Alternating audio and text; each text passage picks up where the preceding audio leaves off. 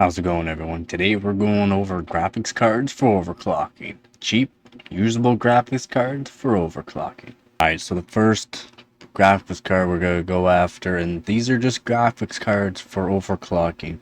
More or less for overclocking on CPUs. So that way you can just throw in a graphics card, a cheap graphics card. You don't really have to worry about, because let's say you go to extreme temperatures where there might be condensation. Well, one of these cheaper graphics cards is the way to go. Alright, so this first graphics card on the list here is going to be the 9500 GT. These were thrown into like a bunch of HP systems back in the day and that. Another reason why these cards are great, there's no external or no PCIe that you have to attach to. You just plug this right into the motherboard's PCIe and boom, you're good to go. If you want to search up the pin number there, the HP PN number,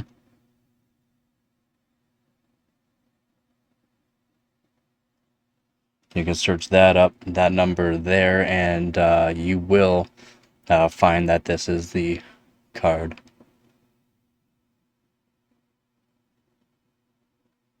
Just cheap little card. Has a little fan blower on it.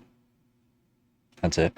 But the main thing you want to look for the graphics card as well, and that's why I'm showing this one, is it has HDMI, VGA, and your DVI. So it comes with everything you need. Very low power consumption. Great for just throwing into a system like, if I show you guys, if I go up,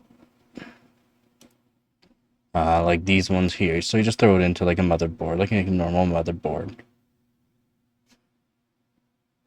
Boom. And then more or less these motherboards here are great. Or these are the this one here is the LGA 1366, another LGA 1366. That's a really good motherboard.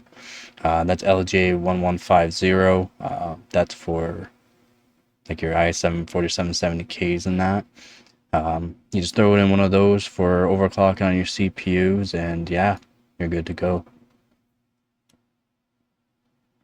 So another graphics card that I like to use is this one here. So this one's great because it just has aluminum heatsink on it. That's it. Just one aluminum heatsink, no fan, no nothing. Plug straight into your motherboard.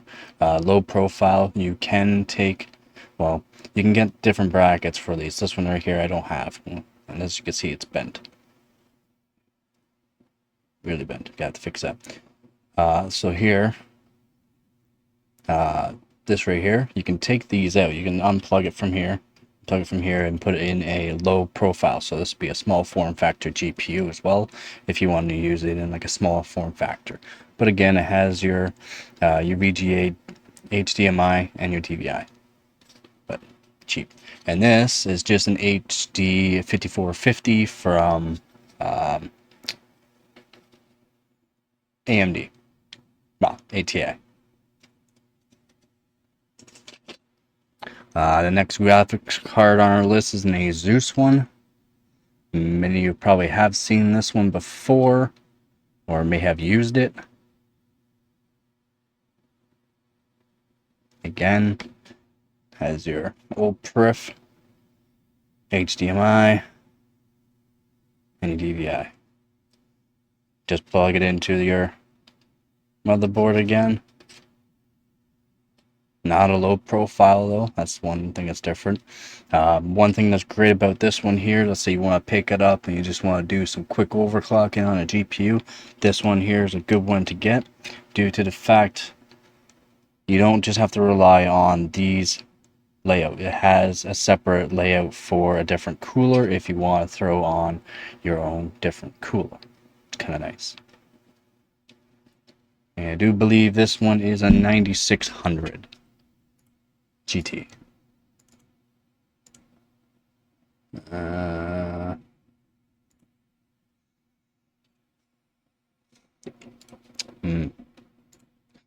So This graphics card here is a 8600 GT. Again, no external power at all. You just plug it into your motherboard and that's it.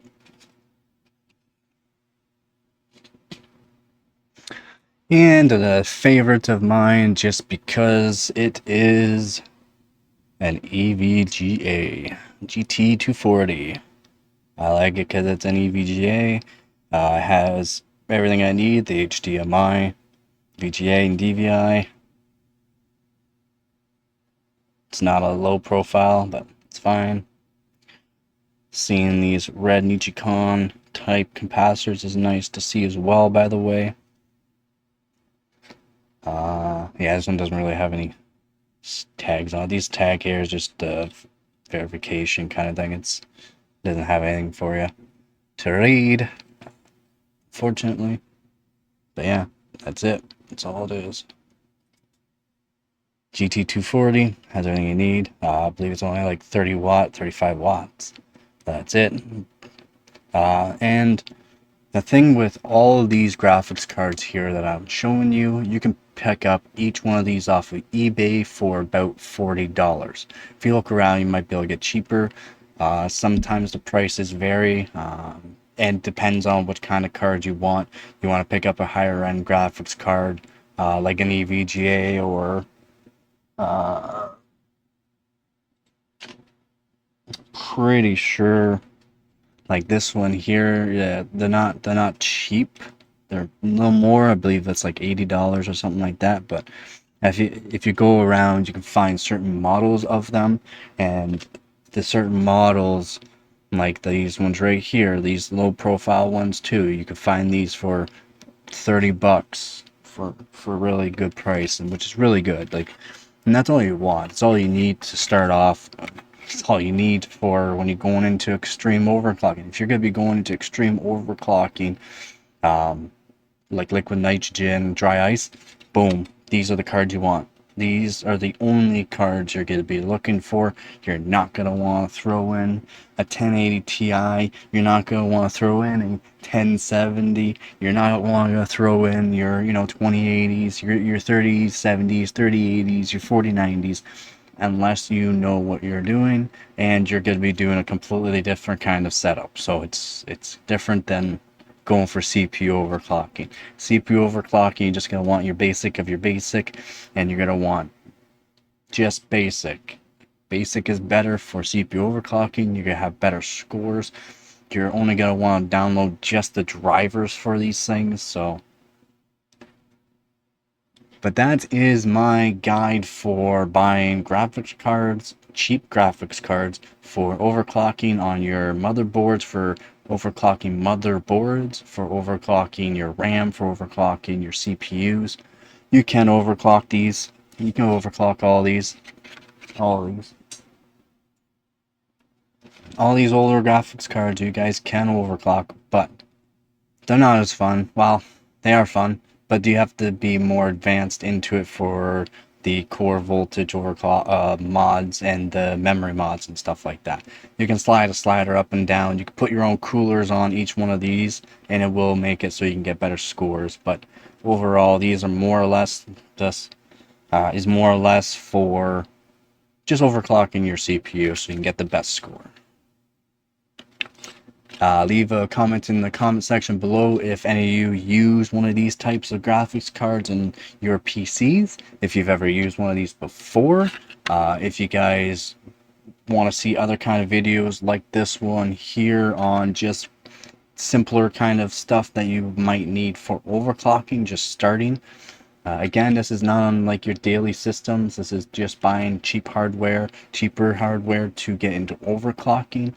Overclocking can get really expensive. Like, we're talking like tens of thousands of dollars type of thing just for an overclock. But we're just starting off in the beginners right now, and we're going to go up from there. So let me know in the comment section below if you guys would like to see another kind of video. I'm hoping you guys are liking the light setup on this one here. It's a little bit different. I'm hoping it's a little more professional for you guys, and hope you guys are liking it. And as always, don't forget to get her done.